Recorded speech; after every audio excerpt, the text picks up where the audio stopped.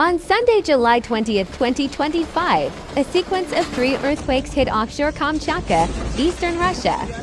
The strongest reached magnitude 7.4, followed by 2 smaller ones of 6.7 and 5.0 MW, according to the USGS. The epicenter was approximately 89 miles, roughly 143 kilometers east of Petropavlovsk-Kamchatsky at a depth of around 12 miles, approximately 19 kilometers. The quake caused minor structural damage in the region. Some hospitals and clinics developed cracks, but no serious injuries or fatalities were reported. Authorities issued a tsunami alert shortly after the largest quake, warning of possible hazardous waves within 300 kilometers of the epicenter. This included coastal areas in Russia, Hawaii, Guam, and American Samoa. Soon thereafter, these warnings were lifted as no damaging waves materialized. In Russian coastal zones near the quake, residents were told to seek higher ground. Thankfully, no tsunami damage was recorded here following July 20th's quakes. In Hawaii, Guam, and American Samoa, initial tsunami watches were issued but subsequently canceled, as further analysis found minimal risk of wave impact.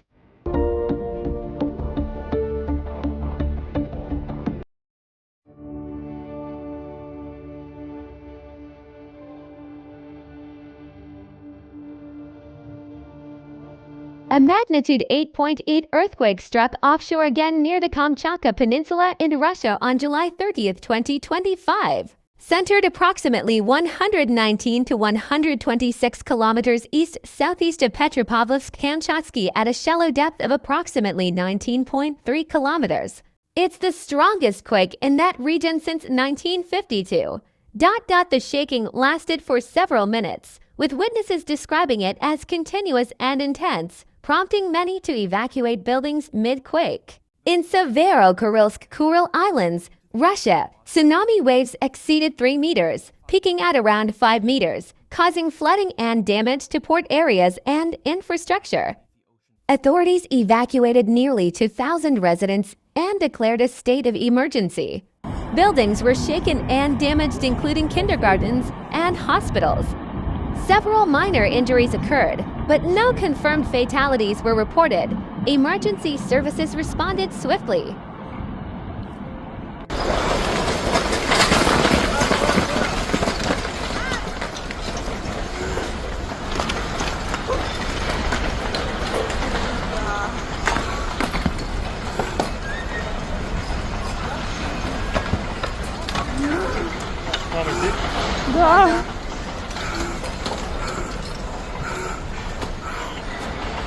Initially reported as a magnitude 8.0 earthquake and later revised to 8.7, the final assessment confirmed the quake as an 8.8, placing it among the most powerful earthquakes recorded globally in recent decades. The quake's sheer size has caused significant concern for the potential of devastating tsunami waves across the Pacific Basin.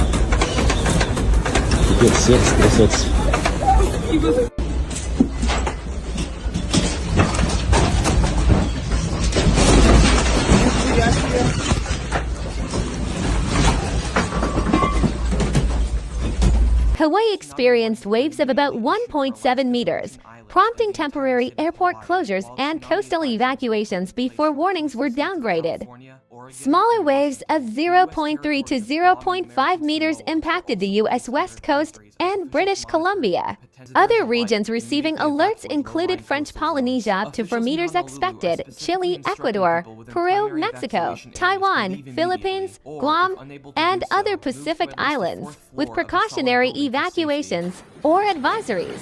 The shaking lasted for several minutes, with witnesses describing it as continuous and intense, prompting many to evacuate buildings mid-quake. It's one of the strongest earthquakes ever recorded in the Kamchatka region, second only to the 1952 Severokurilsk quake. The event demonstrated the effectiveness of tsunami early warning systems across the Pacific, while showing why rapid evacuation protocols are essential even when tsunami impact is uncertain. In Japan, tsunami advisories affected hundreds of thousands, with recorded wave heights up to 1.3 meters. One fatality occurred during an evacuation in Mie Prefecture. The Fukushima nuclear plant was temporarily evacuated as a precaution.